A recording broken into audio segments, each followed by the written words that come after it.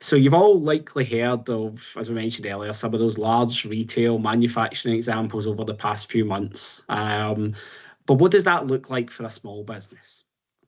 So in this case, we had a small bathroom manufacturer, again, small number of employees, revenue a bit higher than the last one at 25 million, but not huge. And like many manufacturers, they're heavily reliant on the systems for the production and inventory. Now, ransomware, certainly from an underwriting standpoint, not just a client standpoint, is probably the one that keeps us awake at night, and with good reason. If you look at our Traveller Cyber Threat Report, this really illustrates why, because in Q1 this year, there was over 2,200 incidents which appeared on ransomware leak sites. And this was actually the highest quarterly total in the 4 years that we've kept that record. So I think it shows that the threat is very much alive and unfortunately continues to evolve. James, coming back to you on this one. We're looking here at a small manufacturer. Again, we have an MSP involved. But in your mind, what did their overall precautions look like? Thanks. Yeah, so yeah, you're right. The insured used a managed service provider for their IT support, and it was a complete suite, and they felt confident that security was taken care of. Network equipment is worth mentioning here that network equipment requires updates and patches just as workstations and servers do. But with the MSP, it had to be requested in order for the MSP to actually schedule it in as work and basically organize resource for it.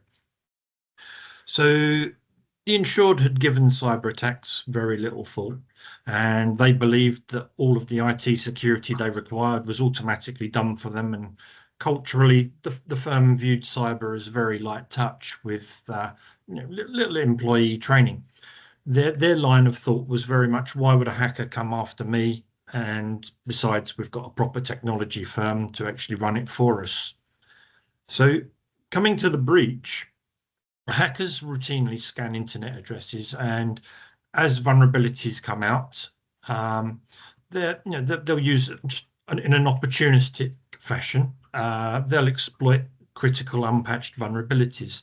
In this case, the insured's firewall had a vulnerability on their SSL VPN. So the attackers exploited that vulnerability, much like a burglar might use a side window that's been accidentally left open, or if it's got a broken latch. And the breach came in via a gap caused by that misunderstanding, where the IT provider hadn't yet addressed the patch, and they'd simply not been asked to.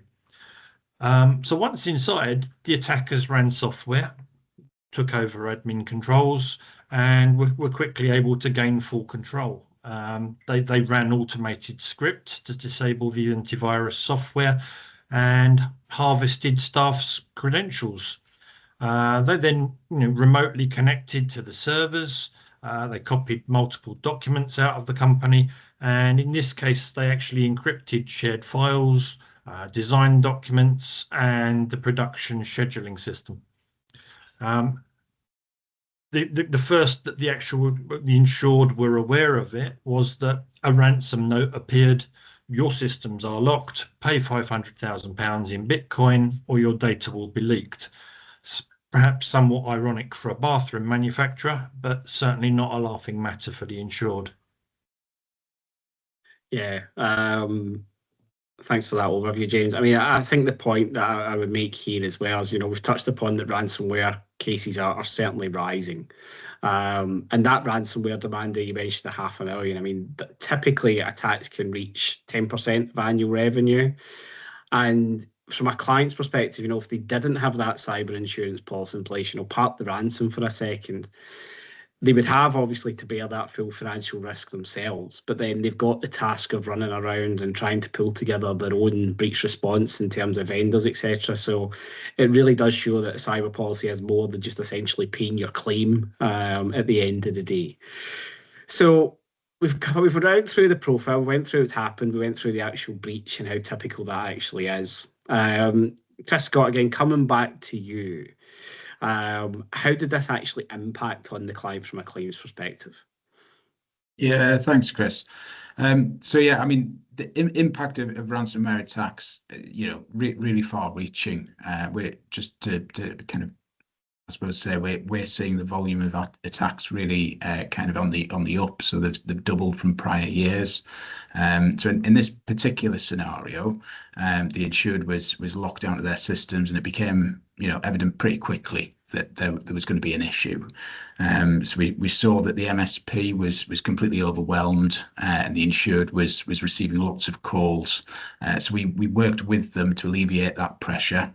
So the breach coach themselves were instructed and provided some communication that the management director could use to kind of field off some of those calls.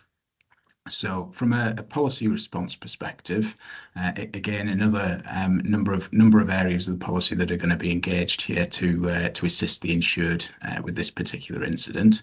So we had the instruction of legal experts, like I mentioned. They obviously dealt with the communications for the insured, but also assisted with those legal and regulatory requirements as well arising out of the incident, as well as acting as project manager for the breach response. We also instructed IT forensics. They were primarily there to help with the containment and the investigation, as well as the recovery of the incident itself. So they certainly worked very closely with the MSP there, really to make that recovery as efficient as possible, really. But certainly as the investigation started, it became very evident that the backups available weren't really viable. So it was actually necessary to engage with a threat actor negotiator. So again, the policy responded there and picked up the costs of that. So threat actor negotiator, it is as it sounds. It's a specialist firm who are there to pick up the communications with the threat actor and ultimately negotiate a settlement. In terms of the ransom demand itself, so obviously that was subject to very rigorous sanction checks, both from our end and from all of the vendors instructed. But again, the policy responded to cover the ransom payment itself, and then obviously later on down the line, dusted settled. The policy also responded to provide business interruption cover for the insured, as well as engaging with a forensic accountant to assist in the calculation of those losses. So I mean, here the insured did experience a downtime of around 7 weeks. So we really worked with them all the way throughout, arranging interim payments just to really kind of keep the cash flow going, whilst we kind of worked with the forensic accountants to calculate those overall losses. In terms of the notification route, again, very, very similar to the business email compromise incident that we talked about a little bit earlier on. So the insured contacted travellers through the breach response hotline. So again, that's open on a 24/7 basis. They were on a breach response call with the experts within 30 minutes of notification. As I mentioned a little bit earlier there, it became evident pretty clear from an early stage that the viableness of the backups were not kind of able to be used. So the threat actor negotiator picked up communications with the threat actor, obviously bringing in a bit of intelligence from prior instances that they'd worked with that particular threat actor group before, and we were able to negotiate a settlement from the initial demand of 500,000 down to 200,000. Obviously the IT forensics team were also looped in there, really just to kind of test the decryption key, just to ensure that did ultimately work before the demand itself was paid. And then we were able to, like I say, engage with the forensic accountants to get that business interruption loss kind of covered off and put the insured back into a wholesome position. In terms of I suppose how the incident itself played out. So there were very, very regular touch points. So there were daily calls on this incident, just really to update the insured, make sure that they were able to understand exactly where the investigation was going and where they were looking at from a business continuity perspective.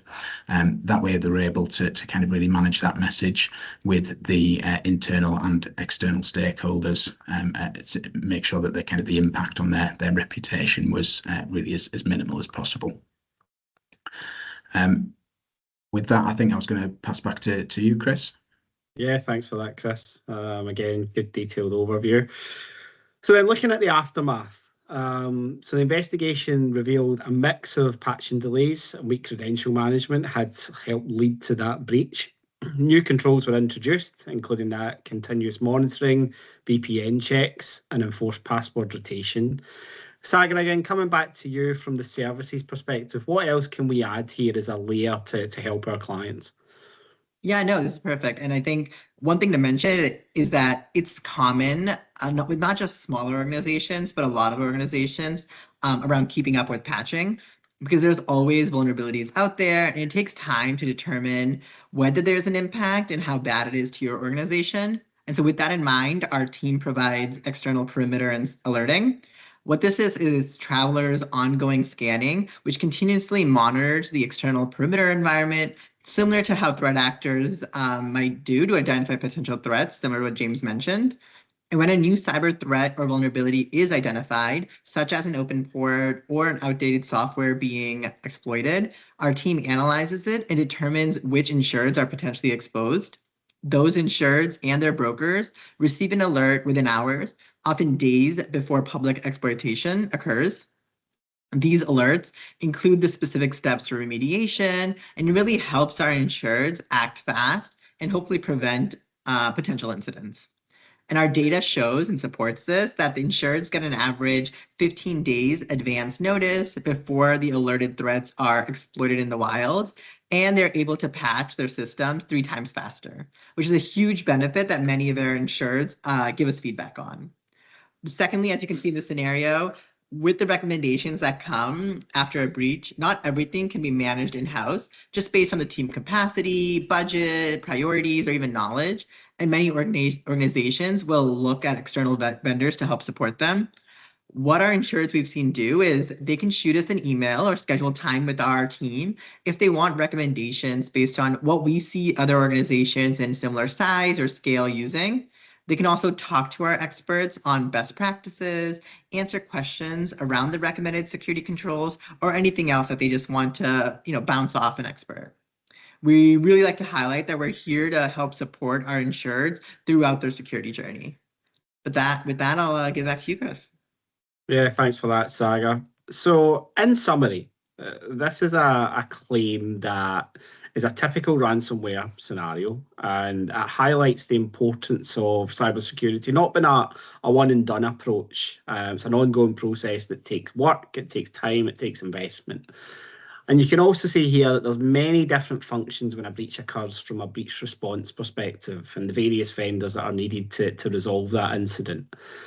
Without a cyber insurance policy providing that key support, an SME would have to run around and try and pull that together on their own at a time when they're likely probably in full-blown panic mode, don't know where to turn, and ultimately they need to focus on keeping the business as functional as they possibly can at that point.